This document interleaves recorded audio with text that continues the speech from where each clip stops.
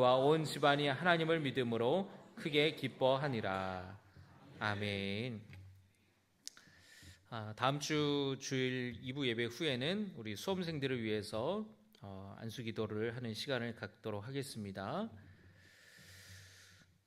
여러분, 한 해가 시작된 지 얼마 안 된 것 같은데 벌써 11월 첫 주입니다. 11월 첫 주를 우리는 추수감사주일로 우리 교회에서는 지키고 있는데요. 푸르렀던 산들이 형형색색으로 물들어가고 있고 각종의 곡식과 과일들이 무르익어 가고 있습니다. 우리 강단에 봉헌되어 있는 우리 추수감사절 우리 꽃꽂이와 또 이렇게 곡식들 과일들을 보면은 벌써 이렇게 가을이 성큼 왔구나라는 것을 느끼게 되는 것 같습니다. 한 해 동안 우리의 삶 속에서 하나님께서 베풀어 주신 은혜와 복을 기억하며 감사하는 시간이 되기를 주님의 이름으로 축복합니다. 우리 옆에 있는 분들과 앞뒤에 있는 분들과 다시 한번 인사하겠습니다. 감사가 행복의 비결입니다.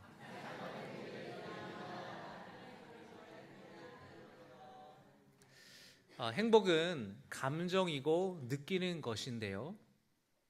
행복한 감정을 느끼는 것은 사람마다 다를 것입니다. 어떤 사람은 경제적으로 풍요로운 곳에 행복을 느낄 수도 있고, 어떤 사람은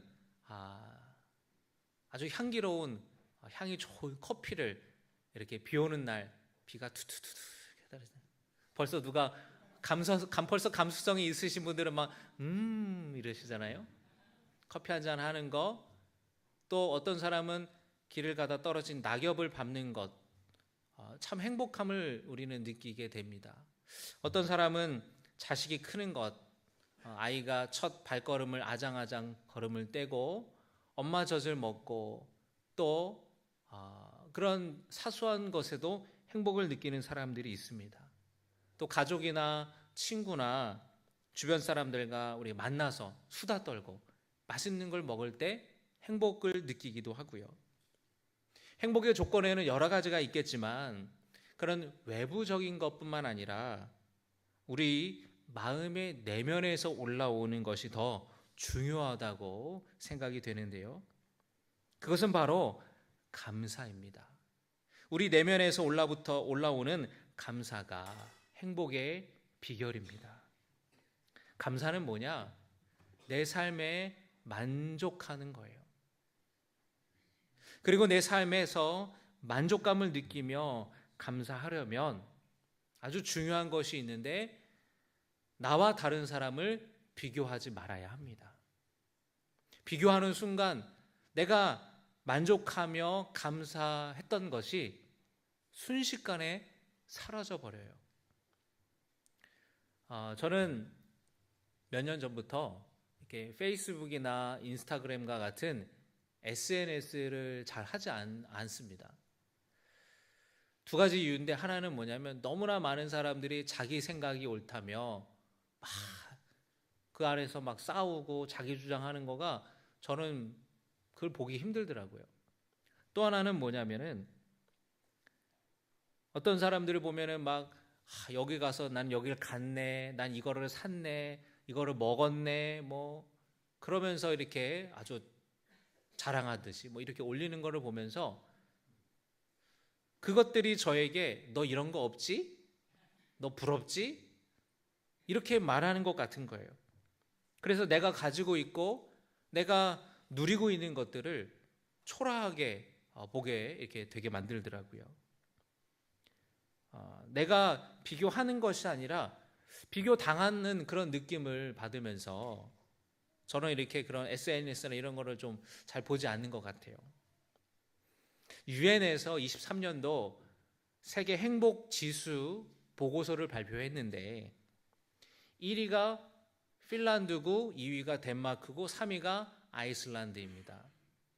제가 3위까지만 얘기했지만 이 상위권에 있는 나라들이 대부분 북유럽 국가들이었어요. 그런데 이 북유럽 국가들에 사는 사람들은 왜 이렇게 행복 지수가 높을까? 그런데 제가 그 지수 이렇게 표를 잘 살펴보니까 특별한 뭐가 대단한 게 있는 게 아니었습니다. 제가 그걸 보면서 찾은 거는 뭐냐면 이 사람들이 남과 비교하는 삶을 살지 않는다라는 거예요. 그냥 소박하고 자기 삶에 만족하면서 살기 때문에 행복지수가 높다는 겁니다. 이 북유럽 국가들의 특징은 복지국가인데요. 직업에 따른 임금 격차가 그렇게 크지 않고 고졸자와 대졸자의 임금 격차도 10%에서 20% 정도밖에 되지 않는다고 합니다. 그래서 학생들이 입시 전쟁에 시달릴 필요가 없는 거예요. 그래서 청소년들의 행복 지수가 굉장히 높고 자기가 하고 싶은 거 하고 싶은 대로 진로를 삼고 직업을 삼아도 그렇게 먹고 사는 데 있어서 큰 지장이 없는 겁니다. 그리고 실직을 해도 먹고 살 만큼 나라에서 대주니까 복지국가다 보니까 사람들의 만족감이 있는 겁니다. 이렇게 대부분의 국민들이 비슷한 수준에서 여유 있게 살기 때문에 다른 사람을 볼 때에 이 사람이 특별히 나보다 뭐 대단하게 잘 살거나 그러지 않고 나도 괜찮게 여유 있게 살고 저 사람도 부족함 없이 살기 때문에 남과 비교했을 때에 느끼는 시기심이나 질투심이 크지 않다라는 거예요. 이게 비교하는 거가 의미가 없는 겁니다. 비교하지 않게 되고 자기 삶에 주어진 삶에 만족하며 살아가기 때문에 행복지수가 높다는 겁니다. 이거는 저의 분석이에요. 여러분, 남과 비교하게 되면 만족함이 없고 그리고 감사가 없고 행복할 수가 없게 됩니다. 내가 일부러 남과 비교하려고 하는 것은 아닌데 우리나라는 특히 어떤 뉴스나 미디어를 통해서 이렇게 보여지는 것들이 나도 모르게 남과 비교하게 되고 내가 지금 가지고 있고 내가 누리고 있는 것이 별것 아닌 것처럼 초라하게 느껴지게 만드는 것 같아요. 비교하기 시작하면요 한도 끝도 없습니다. 여러분, 제가 군목으로 군 생활을 8년 정도 육군 대위로 했는데 군 간부들, 가족들을 이렇게 목회를 하면서 한 가지 참 안타까운 그런 것이 있었어요. 그게 뭐냐면 진급을 하잖아요. 매년 진급 시즌이 이렇게 옵니다. 그러면은 이제 6월 달부터 7월, 8월, 9월부터 계속 최근에 장성 진급이 있었잖아요. 근데 이 진급을 하게 되면은요, 이 진급이 한도 끝도 없어요. 왜냐하면 아무리 육군사관학교 육사 출신이어도 모든 사람들이 다 포스타 장군이 되는 것은 아닙니다. 군생활 내내 치열한 경쟁 가운데 살아가야 되고 선배들과 동기들과 후배들과 진급 경쟁을 해야 돼요. 그거를 매년. 그래서 공무원인데 시한부 공무원이에요. 제가 그런 얘기를 합니다. 군인은 시한부 공무원이다.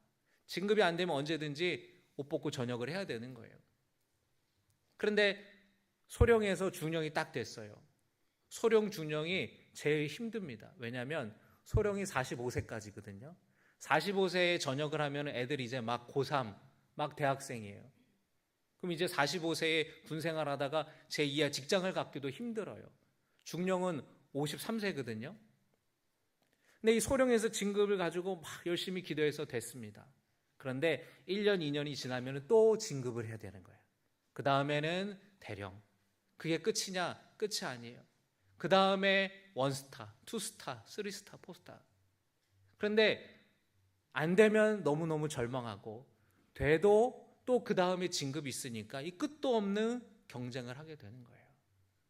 남과 비교하는 겁니다. 내가 생도 때 동기였는데 나는 여기서 중령으로 끝나는데 내 친구는 벌써 장군이 되고 별을 다네. 그렇게 비교하며 살아가니까 내가 군생활하고 내가 이곳에서 명예심을 갖고 군을 위해 나라를 위해 헌신하는 나의 그런 귀한 마음들이 금방 사라져 버리는 것이에요. 비교하면 여러분 우리는 끝도 없습니다. 내 삶에 만족하고 감사하면 행복하게 되는데 비교하면 그 모든 것을 다 잃어버릴 수밖에 없다라는 거예요. 여러분 올 한 해 동안에 잃은 것도 많고 또 눈물 날 일도 많고 아픔도 있으셨을 겁니다. 그러나 새롭게 얻게 된 것도 있고 회복된 것도 있고, 또 여러분 스스로가 뭔가 발전하고 배운 것이 있다면, 나라는 존재가 성장하고 내가 이전보다 더 좋은 사람이 되었다면, 더 괜찮은 사람이 되었다면, 더 좋은 믿음이 사람이 되었다면 여러분은 아주 의미 있는 1년을 보내신 거예요.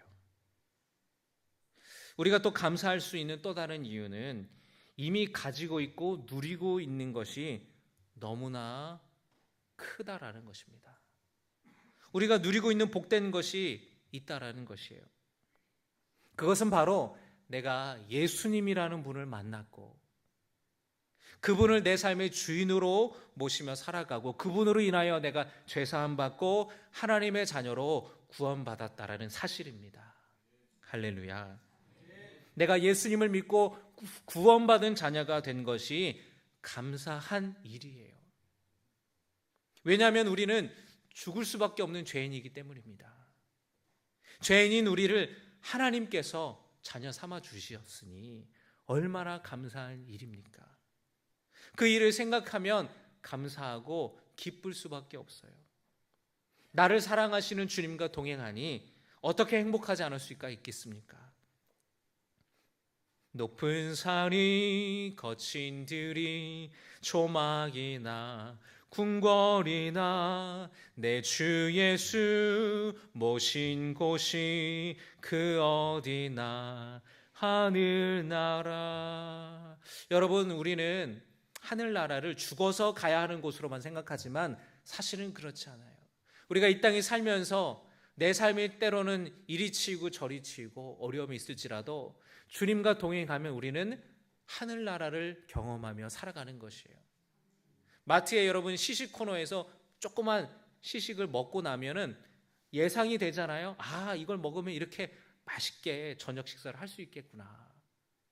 그걸 맛보는 것처럼 우리가 이 땅에서 주님과 동행하며 살며 주님의 사랑을 느끼며 살고 주님이 나를 구원하신 것에 대해 감사하며 행복하게 살아간다면 우리가 죽어서 가게 되는 하나님 나라를 이미 우리는 이곳에서 경험할 수 있게 된다는 것이에요. 여러분, 감사가 행복의 비결이고 하나님 나라를 경험할 수 있는 비결이라는 것을 여러분이 기억하시기를 주님의 이름으로 축복합니다. 주님을 모시고 사는 인생이 복된 인생이라는 거예요. 여러분, 오늘 사도행전의 말씀을 보시면 예수님을 만나 행복해진 사람이 나옵니다. 지난주에 바울이 점치는 귀신 들린 여종에게서 그 귀신을 쫓아내었던 사건에 대해서 함께 말씀을 나누었습니다. 이 여종의 주인들이 돈을 벌 수 없게 되니까 막 짜증을 내고 막 화를 내는 거예요.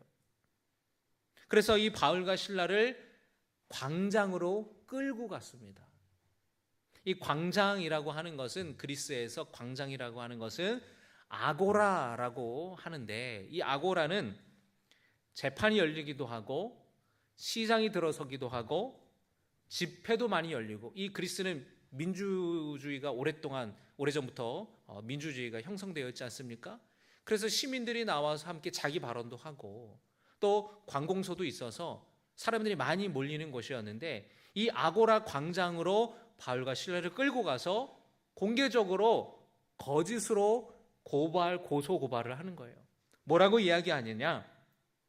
이 사람들이 유대인인데 이 우리 로마인들이 받아들일 수도 없고 지킬 수도 없는 말도 안 되는 것들을 주장하고 있다라는 거예요.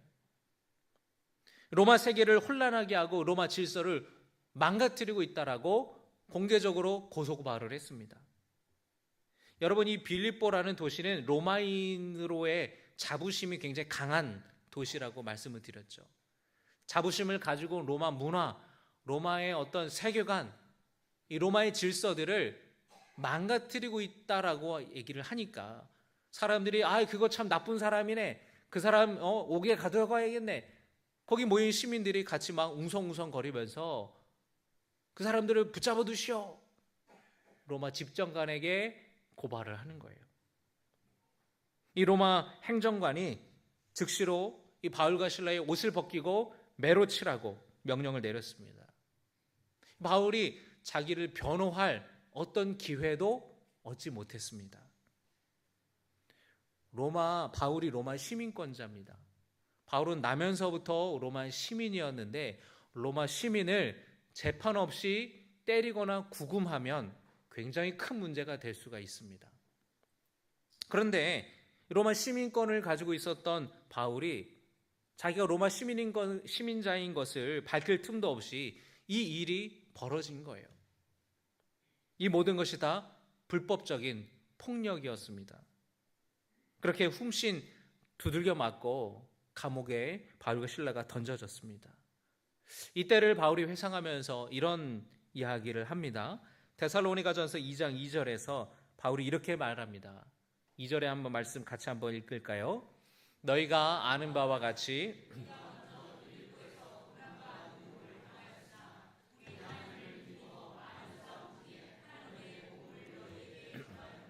빌립보에서 고난과 능욕을 당하였다라고 고백하죠. 이 두들겨 맞고 감옥에 갇히고 고소 고발을 당하고 복음을 전하다가 바울과 실라가 이런 일을 당했던 것이에요. 무슨 못된 짓을 해서 감옥에 갇힌 게 아니라는 겁니다. 여러분, 만약에 여러분이 이런 상황이었다면 어떻게 하시겠습니까? 억울하지 않겠어요? 화가 나지 않겠습니까? 낙심되지 않겠습니까? 우울해하지 않겠습니까? 하나님 왜 선한 일을 하다가 이런 일을 당하나요? 왜 주님의 일을 하다가 왜 이런 일을 당합니까? 바울과 실라의 모습은 어떻습니까? 그 감옥에서 사슬에 묶인 채로 하나님을 찬미하였습니다. 하나님을 찬양했다라는 거예요. 당황스럽고 억울했지만 바울은 낙심하지 않았습니다. 고난 중에도 바울이 다시 일어설 수 있었던 것은 성령께서 나와 함께 하신다는 것을 믿었기 때문에, 하나님께서 나를 무한하신 하나님의 그 사랑으로 나를 사랑하신다라는 것을 그가 알고 있었기 때문에 그 어려운 상황에서도 바울은 좌절하지 않고 낙심하지 않고 하나님을 찬양했다라는 거예요. 로마서 8장 26절에 바울이 이렇게 고백합니다. 이와 같이 성령도 우리의 연약함을 도우시나니 우리는 마땅히 기도할 바를 알지 못하나 오직 성령이 말할 수 없는 탄식으로 우리를 위하여 친히 간구하시느니라. 할렐루야. 내가 연약해서 내가 쓰러지고 지쳐서 기도할 힘조차 없을 때에 성령께서 우리를 위하여서 친히 간구하신다고 고백합니다. 성령께서 나를 도와주신다라는 것을 바울이 경험했다라는 거예요. 또 나를 사랑하시는 분으로 말미암아 이 시련을 극복했다라고 바울은 고백합니다. 로마서 8장 37절의 말씀을 우리 같이 한번 봉독합니다. 그러나 이 모든 일에 우리를 사랑하시는 이로 말미암아 우리가 넉넉히 이기느니라. 할렐루야. 어떻게 이겼습니까? 어떻게 이겼다고 말합니까? 넉넉히 이겼다. 겨우겨우 이기는 것이 아니라 넉넉히 이겼다는 거예요. 가뿐하게 이겼다라는 거예요. 주님이 내 안에 부어주시는 사랑으로 말미암아 엄마의 사랑을, 부모의 사랑을 충분히 받은 아이들이 자존감이 있다고 하죠. 하나님의 사랑을 우리가 받고 있는 존재라는 것을 안다면 그렇게 열등감이 시달릴 필요가 없고 자신감을 갖고 자존감을 갖고 우리는 살아갈 필요가 있다는 것입니다. 우리 뒤에 누가 있습니까? 하나님이 계시니까. 너 빽 있냐? 나 빽 있다. 내 뒤에 하나님이 계시다. 그렇게 말할 수 있는 우리가 아니겠습니까? 이런 믿음으로 바울은 하나님을 찬양했고 하나님을 찬미했습니다. 그때에 놀라운 일이 벌어져요. 여러분, 어려움 당할 때에 하나님을 찬양하는 성도 되시기를 바랍니다. 찬양할 때에 하늘 문이 열리는 줄 믿습니다. 찬양할 때 문제가 해결될 줄 믿습니다. 찬양할 때 하나님이 도우실 줄 믿습니다. 찬양할 때 하나님이 위로해 주실 줄 믿습니다. 찬양할 때 지진이 일어나면서 옥문이 열리게 되었어요. 할렐루야. 사람들은 우연이라고 얘기하고 운이 좋다고 얘기하지만 믿음의 사람들은 그 배후에 역사하시는 하나님을 보는 거예요. 지진이 나서 옥문이 열리는 겁니다. 그 벽에 이 착고를 채워서 벽에 고정되어 있는 것이 벽이 무너지면서 균열이 나면서 그냥 풀려지게 되었어요. 하나님이 도우시는 거예요. 이 지진이 일어나자 바울과 신라를 지키던 간수가 잠에서 깼습니다. 여러분 지진 경험하셨습니까? 지금 지진 경험해 보신 적 있으세요? 제가 2015년도인가 그 어간에 대구에서 군생활할 때 지진이 일어났어요. 포항인가 울산 지역에. 그래가지고 은하가 그때 유치원생이었는데 애가 울을 정도였어요. 그 지진이 느껴져서 이 PT병 물이 이렇게 흔들리는 것을 느꼈습니다. 약한 지진인데도 그래요. 그런데 여러분 지진이 나서 옥문이 열리고 착고가 벽에서 떨어질 나갈 정도면은 상당한 지진이었어요. 자고 있던 간수가 깨어났어요. 옥문이 열린 것을 보고 기절할 노릇이었어요. 왜냐하면 로마법에 따르면 죄수가 도망가면 그 죄수를 지키는 간수가 책임을 지어야 됐습니다. 그래서 고문을 당하거나 아니면 처형을 당하는 거예요. 감옥문이 열리고 지진이 나서 그걸 보면서 잠에서 깬 간수가 죄수들이 다 도망갔구나. 이제 나는 끝났구나. 스스로 검을 빼서 자결하려고 했어요. 그때 바울이 그 간수를 불러서 멈춥니다. 이보시오. 당신 몸을 상하게 하지 마시오. 우리가 여기 있습니다. 아무도 도망치지 않았습니다. 등불을 갖고 들여다보니까 바울과 실라가 그대로 있는 거예요. 옥 밖으로 바울과 실라를 데리고 나왔습니다. 그리고 그 간수가 엎드려서 바울과 실라에게 말하는 거예요. 선생님이여, 내가 어떻게 하여야 구원을 받겠습니까? 이 구원은 우리가 생각하는 어떤 신앙적인 차원에서 구원이 아니에요. 이 사람은 믿음도 없는 사람이고 예수님도 모르는 사람입니다. 이 사람이 말하는 이 구원은 지금 이렇게 지진이 나서 옥문이 열리고 지금 이런 상황에서 이 혼란스러운 상황을 내가 어떻게 이 문제를 해결해야 되겠느냐? 나는 어떻게 해야 되겠습니까? 라고 묻는 거예요. 지금 당장의 문제에 빠져서 이 문제를 어떻게 해결해야 되느냐라고 물었지만 이 간수는 그가 기대했던 것보다 더 놀라운 대답을 듣게 됩니다. 더 근원적인 깊은 문제의 해결책에 대해 듣게 돼요. 바울과 실라가 말했습니다. 주 예수를 믿으십시오.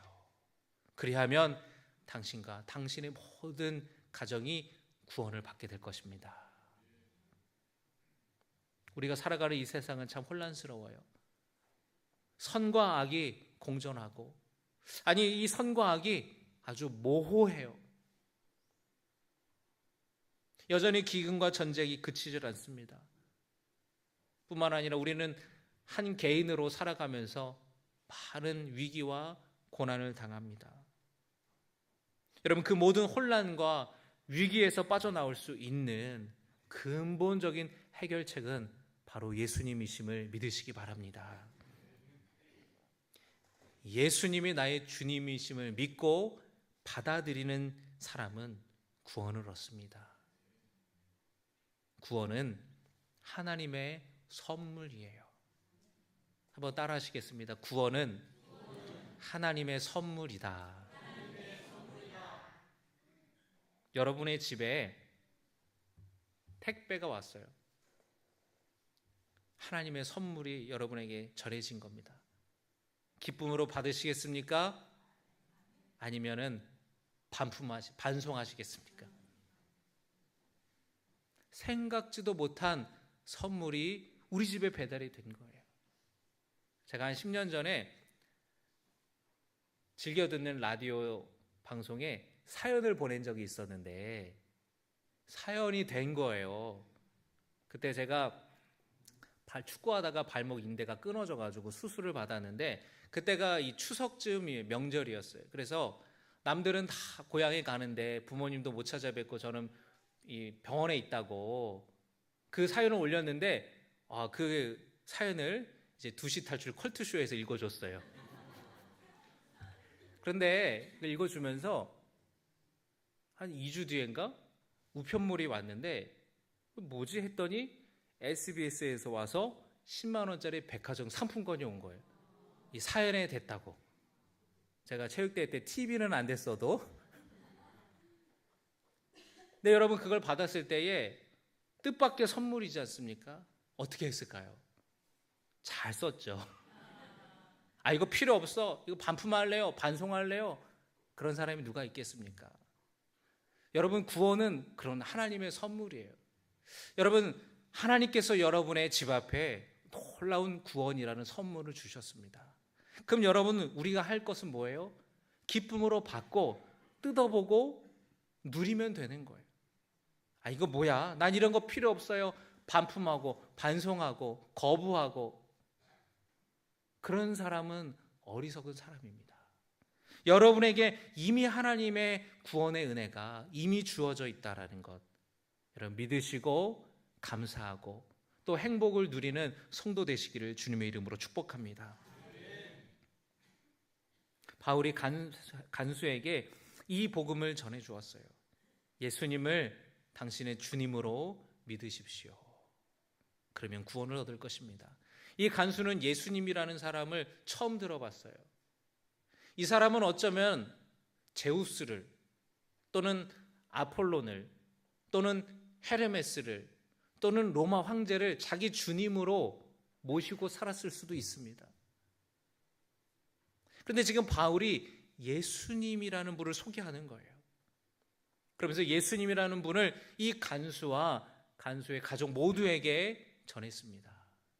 그들이 듣고 그들이 세례를 받고 그들이 마음으로 영접하여서 구원받는 온 가족들이 구원받는 놀라운 은혜가 이 가정에 임했던 것입니다. 할렐루야. 지진이 나고 옥문이 열리면서 자기 인생이 끝났다고 생각했는데 그 자기의 인생이 가장 큰 위기를 만났다고 생각했던 그 순간에 바로 예수님을 만났고 구원받은 사람이 되었던 것이에요. 많은 사람들이 길을 잃고 방황하며 헤매고 살아갑니다. 사람들이 왜 마약을 합니까? 자기 삶에 낙이 없는 겁니다. 기쁨이 없는 거예요. 쾌락만 쫓아다니는 거예요. 그 끝은 멸망인 줄도 모르고 알면서도 그 멸망의 길을 가고 있는 것을 우리는 보지 않습니까? 또 어떤 사람들은 해결할 수 없는 문제 앞에서 주저앉아 울고만 있어요. 두려워만 하고 있습니다. 불안에 떱니다. 여러분 우리의 인생도 그렇게 살아왔죠. 그러나 이제 우리는 예수님을 나의 주님으로 모시는 사람 아니겠습니까? 내 인생의 주님이 찾아오셔서 내 삶을 인도하여 주시고 주님이 내 삶을 이끌어가 주시옵소서. 나 중심이 아니라 예수님 중심으로 우리는 살아가는 사람들이지 않습니까? 예수님이 나의 주님이시면 나의 주인이시면 내 삶은 주님이 책임지실 거예요. 그 믿음이 여러분에게 있기를 주님의 이름으로 축복합니다. 주님은 여러분의 피난처가 되어주시고 방패가 되어주시고 산성이 되어주시고 피할 바위가 되어주심을 믿으시기를 바랍니다. 여러분을 고아와 같이 내버려 두지 아니하시고 필요한 모든 것을 채워주시고 돌보시는 주님이십니다. 여러분의 눈물을 닦아주시는 분이세요. 그 좋으신 주님을 내가 믿고 있으니 어떻게 감사하지 않을 수가 있겠습니까? 내가 예수님을 믿고 구원받았다라는 것은 세상 어떤 것과도 비교할 수 없는 하나님의 선물을 받은 거예요.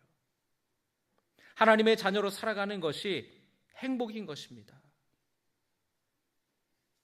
남과 비교하는 인생이 아니라 하나님이 내게 허락하신 은혜, 하나님이 내게 허락하신 그 구원의 선물을 받아 누리는 복된 성도들이 되시기를 주님의 이름으로 축복합니다. 오늘 말씀을 기억하면서 우리 추수감사주의를 맞아서 예수님을 믿는 그 믿음을 확인하는 시간이 되길 원합니다.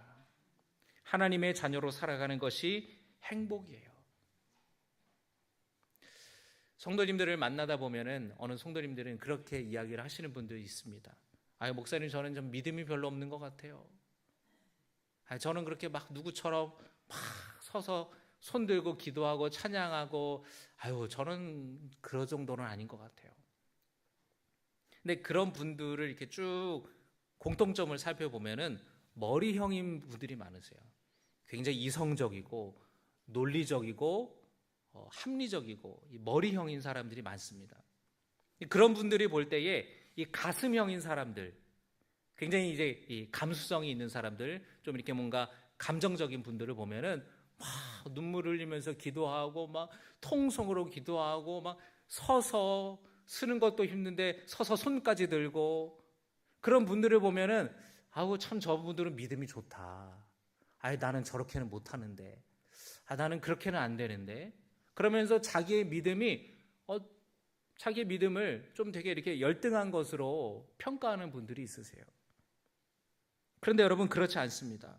우리 안에 믿음이 충만하고 성령 충만할 때에 그런 감정적인 것이 표출되기도 하지만 꼭 그런 것만은 아니에요. 하나님께서 나를 사랑하시고 나를 위해 예수님을 통한 구원의 길을 허락하셨다라는 것을 분명하게 믿고 신뢰한다면 그 또한 확실한 믿음이라고 할 수 있을 겁니다. 여러분의 신앙생활도 남과 비교하지 마세요.